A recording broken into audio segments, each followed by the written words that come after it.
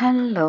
ரம போட்டு அனைவரும் ஆரோக்கியமாக, சந்தோஷமாக, நிம்மதியாக இருப்பீர்கள் என்று நம்புகிறேன். இப்போது அடுத்த பகுதி பார்ப்போம்.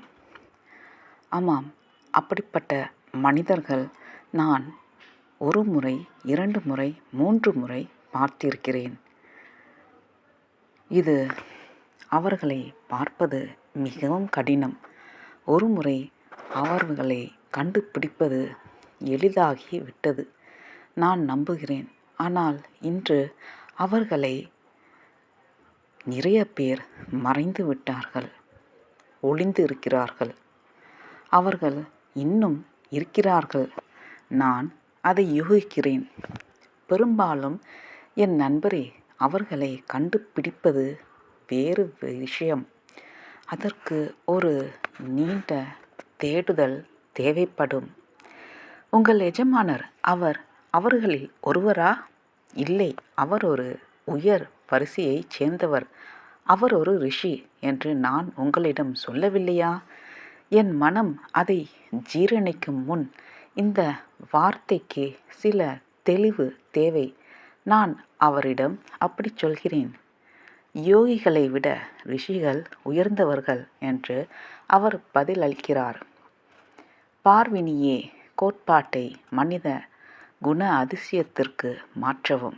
பௌதிக பரிமாணத்திற்கு இணையாக ஆன்மீக பரிணாமமும் உள்ளது என்று பிராமண போதியை ஏற்றுக்கொள்ளுங்கள். ரிஷிகளை இந்த மேல்நோக்கி ஏற்றத்தின் உச்சத்தை அடைந்த மனிதர்களாக பாருங்கள். பிறகு நீங்கள் சிலவற்றை உருவாக்கலாம். அவர்களில் மகத்துவத்தின் தோராயமான கருத்தை நாம் கேட்கும் அற்புதங்களை ஒரு ரிஷியும் நிகழ்த்துகிறாரா? ஆம், அவர் நிச்சயமாக செய்கிறார். ஆனால் அவர்களை அவர் சொந்தத்துக்கு செய்ய மாட்டார். யோகியின் அதிசய வேலையாட்கள் பலர் அதை செய்கிறார்கள். இத்தகைய சக்திகள் அவரது விருப்பத்தின் பெரும் வளர்ச்சியாலும் மன செறிவுகளாலும் இயல்பாகவே அவருள் எழுகின்றன. அவை அவருடைய முக்கிய அக்கறை இல்லை. அவர்களை வெறுக்கிறார் மற்றும் அவற்றை கொஞ்சம் பயன்படுத்தலாம். நீங்கள் அதை பார்க்கிறீர்கள்.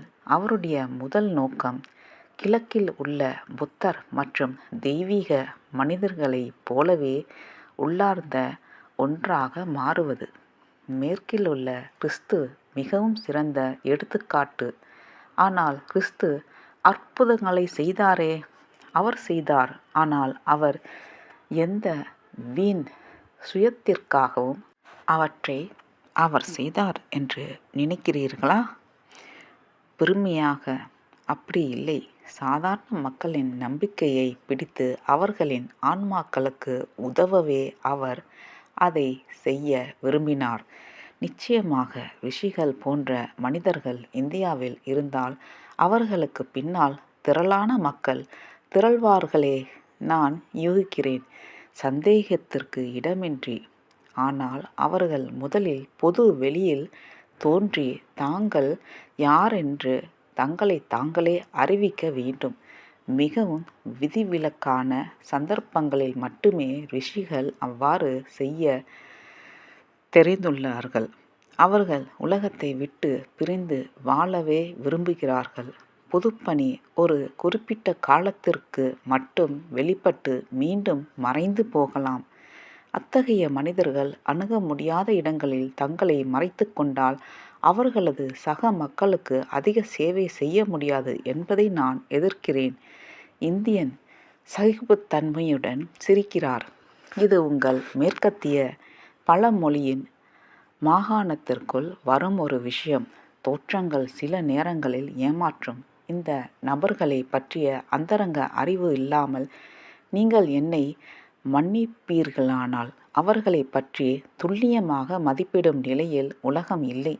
அது இன்னும் கொஞ்சம் அதிகமாக இருந்தபோது அவர்களின் ஞானம், சக்தி மற்றும் சாதனை ஆகியவை பொதுமக்களுக்கு தெளிவாக தெரிந்தன. அந்த பெரிய முனிவர்களுக்கு மரியாதை செலுத்தி அவர்களின் கொள்கைகளில் வழிகாட்டுதலுக்காக அவர்களை கலந்தாலோசிக்க வேண்டும். ஆனால் உண்மையில் ரிஷிகள் தங்கள் செல்வாக்கை அமைதியாகவும் அறியாமலும் செலுத்த விரும்புகிறார்கள் என்பதுதான் உறுதி. சரி, நான் அத்தகைய மனிதர்களை சந்திக்க விரும்புகிறேன். நான் எனக்குள்ளே முணுமுணுக்கிறேன். எனக்குள் பாதி மட்டும் கேட்பது போலே, நான் நிச்சயமாக சில உண்மையான யோகிகளை சந்திக்க விரும்புகிறேன். நன்றி, வணக்கம். அடுத்த பகுதியில் தொடரும். ரமா பூ போட்டு.